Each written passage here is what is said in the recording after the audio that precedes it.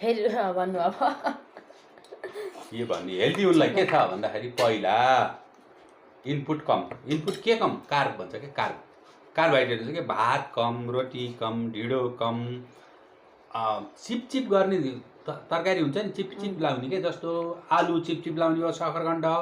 पिँडालु चिपचिप लाग्छ नि चोप लाउने त्यस्ता तरकारी कम कम भिन्डी आलु सालु हो भिन्डी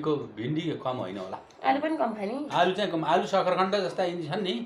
यी कम यी त यी भातैको काम भातैको कुरा गर्ने हुने नि भातका दाजुभाइ हुन् कार्बोहाइड्रेट धेरै भातका दिदीबहिनी हुन् कि तिनी रोटी खाएर त खानुभयो रोटी ठिकै खाने अब रोटी एकचोटि 8वटा नखाने उसले खान्थ्यो नि एकचोटि फल्ना मान्छेले कि त्यसलाई बनाउने भिडियोमै त किन भनिदिनु पर्यो पर होइन त्यो मान्छेको नाम थाहा छ नि त थाहा छ मेरै अनारको थियो कि नजिकै त्यस्तो गर्ने अनि के थप्ने प्रोटिन खानेको सबभन्दा प्रोटिन भटमास खाने नानीहरू भटमास खाने भुटेर खाए नि हुन्छ चना पनि हुन्छ यो चना नि हो भटमास खाने चना खाने अब काठमाडौँमा पनि भटमासको तोफु बनाएको हुन्छ खाने होइन तोफु भन्ने हुन्छ कि प्रोटिनयुक्त खाना खाने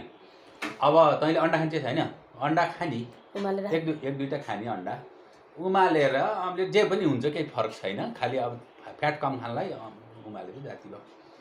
प्रोटिन खाने अनि खाने के अर्को रफेज खाने रफेज भनेको फाइबर भन्छ क्या घाँस खाने के घाँस खाने आफमा नि हुन्छ हैन फलफुल सबैमा हुन्छ फाइबर हुन्छ सबै फलफुलमा हुन्छ धेरै जसोमा हो यो जीवन शैली अपनाउने र के गर्ने इनपुट कम गर्ने भन्नाले दौडिने उफ्रिने घर पोचा लाउने हुन्छ के घर पोचा लाउने पुछ्ने कपडा पठाउने होइन अथवा जे काम पनि चलोस् के मोइबेते भन्छ त्यो दक्षिण अमेरिकी भाषामा चल्तीको क्या गर पेलात त बस्ने मान्छे छ नि एउटा हो त्यस्तो नगर्ने पेलात त बस्ने नगर्ने गरिरहने केही हो यो हेल्दी धेरै अब किन यस्तो अहिले किन मैले अघि भने टिनेजमै मुटुको रोग भयो क्या मान्छेलाई